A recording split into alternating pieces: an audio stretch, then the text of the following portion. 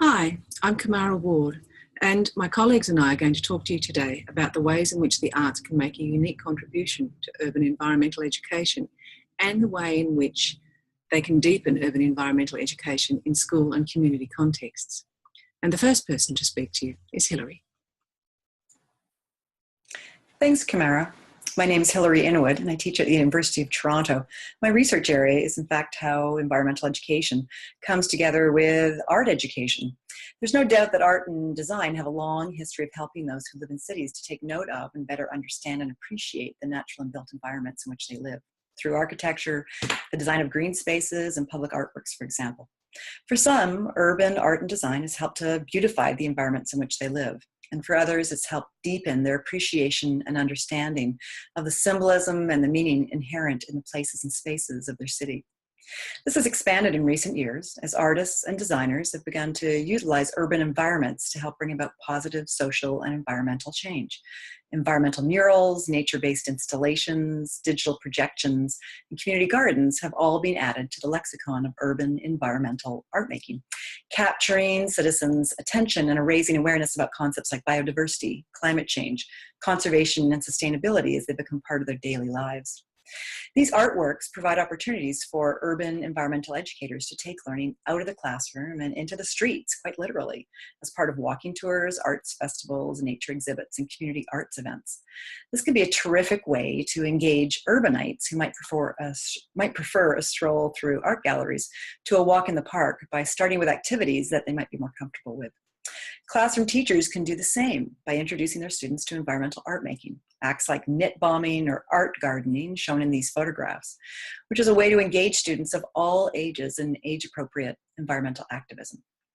This helps to complement the strong science basis of much environmental education with the affective learning associated with art and design, extending environmental learning by reaching students' heads, their hearts, and their hands.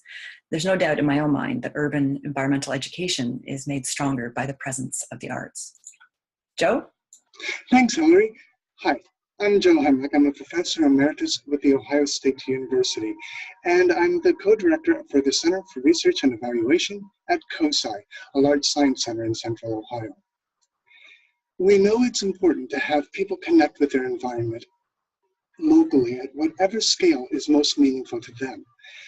The arts are powerful tools for facilitating such connections, and theater can offer a very specific tool through its very essence being a creation of empathy. As writer Rebecca Solnit said, empathy is first of all an act of imagination. Before I can empathize with you, you have to become real to me. This is also true for environmental issues. They have to become real for people first. Engaging people in exploring their community issues through theater is a way of making local issues relevant, individually, emotionally, and environmentally. Environmental theater, street or guerrilla theater, theater of the oppressed, all are tools that can provide an opportunity to help draw people into urban environmental issues in a way that makes it real for them. On to you, Jen. Thanks, Joe. Hello, I am Jennifer Adams, Associate Professor of Urban and Science Education at the City University of New York. My work focuses on informal science learning and the connections between creativity and science, and today I'm going to talk about dance in relation to the urban environment. Dance is a means of creating kinesthetic and emotional connections to our natural, social, and built context and performing and embodying our understandings and experiences of urban environments. Any New York City commuter will know that the phrase, "it's showtimes," means that they are about to experience an acrobatic performance in the middle of the subway car. Through counterbalancing on poles and breakdancing on the floor, these dancers express how they experience the city and respond to the policing that tries to force them to above-ground spaces. The annual Caribbean Day parades in Brooklyn, New York provide a space for Caribbean immigrants and descendants to recreate notions of identity and home through masquerading. Here, the group Pagua used costumes and dance to evoke the natural and built worlds and to explore the Black Lives Matter movement as an aspect of the lived experiences of Afro-diasporic people in New York City. In urban environments, there are many opportunities to either create or participate in events that connect us to each other and to our urban landscapes through movement. As urban educators, we have ample opportunities to recreate some of these experiences. For example, we can use movement to learn about the sources and conduits of water and power in the city, or use dance to explore and change our relationship to natural and built structures such as trees and lampposts. The urban environment provides a wealth of inspiration for both spontaneous and planned choreography. Dancing the environment allows us to reflect more deeply about ourselves in order to learn about our relationship to human and non-human others and to our complex, beautiful urban landscapes. Over to you, Kumara. Hi, I'm Kumara Ward from Western Sydney University, Sydney, Australia, and I'm going to talk to you about music. Music as an art form is fundamental to our mood and disposition.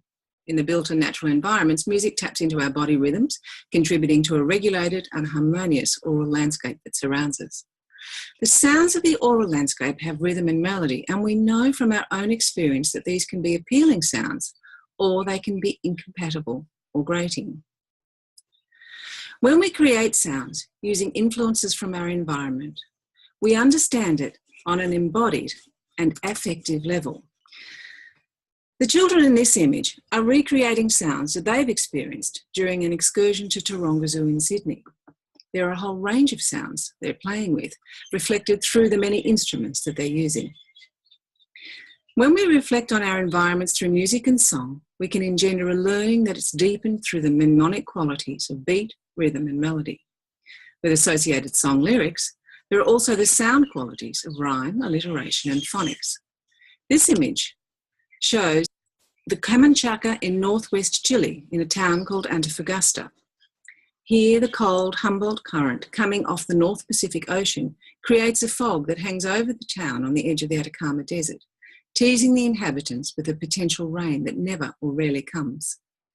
The lyrics of this song tell the story of the Camanchaca in a manner that recognises the natural phenomenon that it is, but also the way in which it engages with the urban environment, deepening understandings that are fundamental to recognising the need for environmental action. That's all from us. Thanks for listening.